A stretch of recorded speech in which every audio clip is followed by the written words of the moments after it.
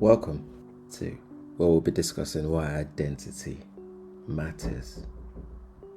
Or does it? Imagine being born with no clue or idea what the world holds ahead of you.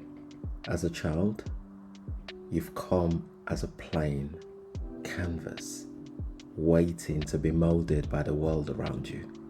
Your first point of contact are your parents and your immediate family.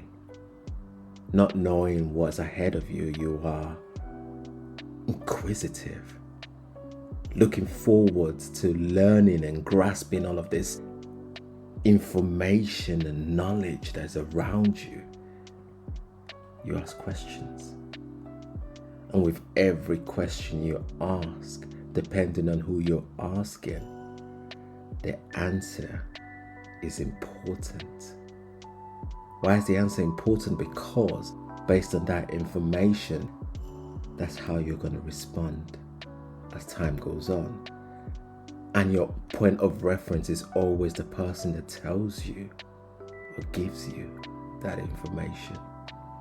My dad said, my mom said. Each time you're questioned about the source, as you get older, you have access to more information through television. You're watching all of these cartoons, and it's not just what my mom or my dad says anymore. This program says, that program says. You continue, you get into school, and you're embraced with more informations from your teachers, fellow pupils. They also have acquired from other sources. As a child, it didn't matter if you're white or black when you arrived into the world. It didn't matter who was offering the information. You were willing to listen. But as you grow up and develop, based on who you have access to or had access to you, you're shaped in their image. If this person happens to be one that has views that are negative and oppressive, your values are shaped by those negative or oppressive values. If you're then unfortunate enough to be socializing with other people that happen to hold the same views, you're further distant away from how you'd started, a blank canvas, open to ideas and learning, and open to giving people the benefit of the doubt, depending on the color of the skin. For the first time, you're exposed to that.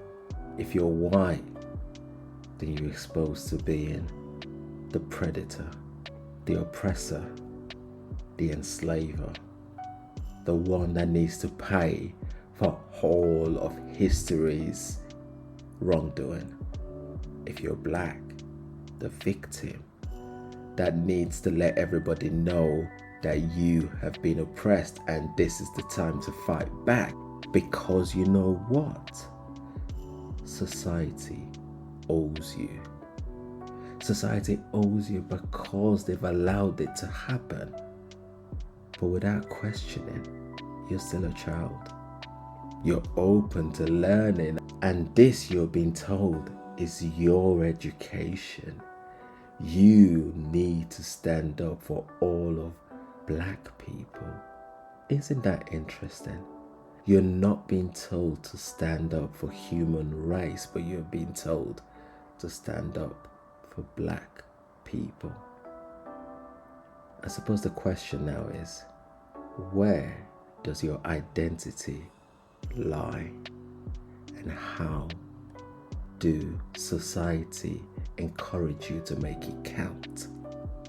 It is important that yes, while children need structure and routine and need to be taught right from wrong, we also need to encourage them to own their sense of self.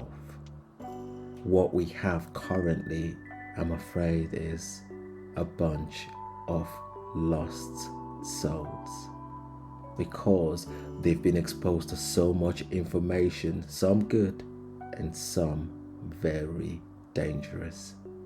They've been exposed to information on the web, social media, Instagram, where people tell you this is the new idea of beauty. You have to look a certain size, you have to look a certain weight, you have to look a certain height, and anybody that doesn't match up to that is considered an outsider. Automatically you become inferior within yourself. That sense of inferiority can only lead one way: self-destruct. You begin to feel anxious, depressed, because you just don't fit in, and you're looking for a way out. And what is the only way out you find? Rather than speaking to people, the one thing you do is go back to the place where this pain started from. You ask those narrow-minded circle of yours, or return to the internet that have already told you you don't belong. Your identity does count because you are you. Your identity counts because you have been born uniquely. There is no other you in this planet, and it's important that you are able to craft and zone into your skill. Can you sing? Can you draw? Can you debate? Can you think critically? Is your strength about analyzing what people have told you? Is your strength about seeing the world differently to everybody else? Are you the one that people come to for advice? Are you the one that's mathematically gifted?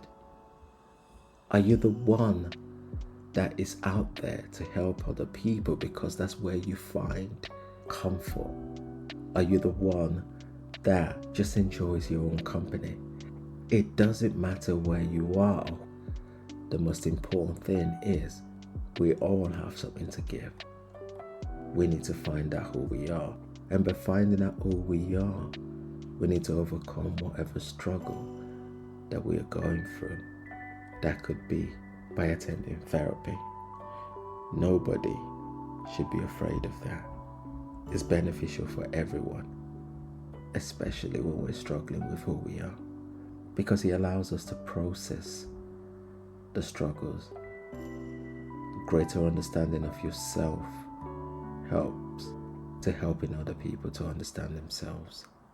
That might not be your destination to help other people, but helping you indirectly helps others. I'm going to stop there today.